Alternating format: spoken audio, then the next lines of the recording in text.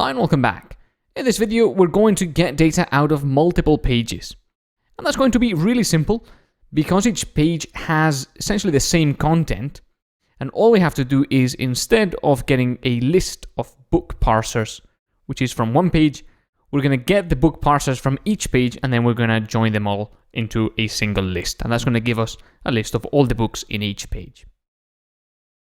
So what we're going to do is, instead of saying books equal page.books, what we're going to do is we're going to start by going over each of the pages.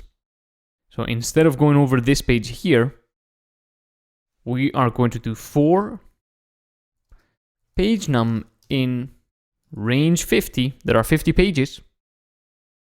We're going to say the URL is this here. But also catalog / page _ num +1 .html. And of course, this has to be an F string in there.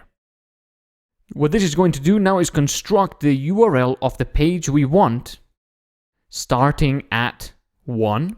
Remember, the range function starts at 0, goes 0 to 49. Our pages go from 1 to 50, so we have to add 1 to the page num that we've got. And then all we do is get the URL. Page content equal requests.get URL.content. And of course, construct the page with the page content. And then we are going to make sure to put them into our list. So that's going to be books.extend page.books, like that. Now, because we've got page 1 here, we can start, of course, at page 2. So our range can go from 1 to 50, which is going to be 48 numbers.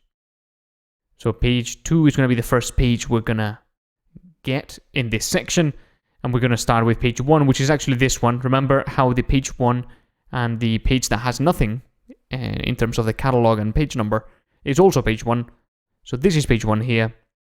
And then what we do is we get the book's pages, then we go over the rest of the pages and extend that list by the page books that we have just downloaded. Okay. So by the time this file finishes running, books will contain the information of all the pages. Now, notice there is something important though, which is that the 50 is hard-coded. And sometimes you won't want that. Sometimes you'll want to make sure that you get the page count from the page itself so that you don't go wrong. For example, if they add more books to the collection, the page count might increase. Let's try this out though, first of all, by running our menu and see whether anything changes. Let's press play in the menu. Notice how this takes a while now. It takes a while because it's having to go through all of the pages and downloading each of them. So it takes a while. Then we can do B, and now we get all the books. Notice how now all the books we get are 5-star books, whereas before we got a few 5-star, a few 4 stars. That's because now we have more books, and therefore there are a larger number of 5-star books. Similarly, if we get just the cheapest books, there'll be books that are lower price. In this case, we've got a £10 one here that is 5 stars.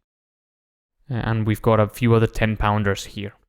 So as you can see, it doesn't even go over 10 because there are so many books now that it doesn't go over that when you only get the 10 cheapest ones. And if you went next and next, you would be here for a long time. The A Light in the Attic book is still the first book, but now there are many more books in the collection.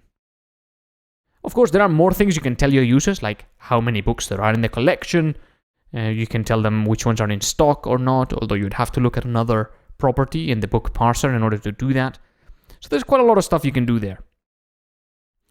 One other area of improvement would be, other than the 50 being hard-coded, would be to get all these URLs at the same time, or more or less at the same time, and doing essentially parallel downloading things simultaneously.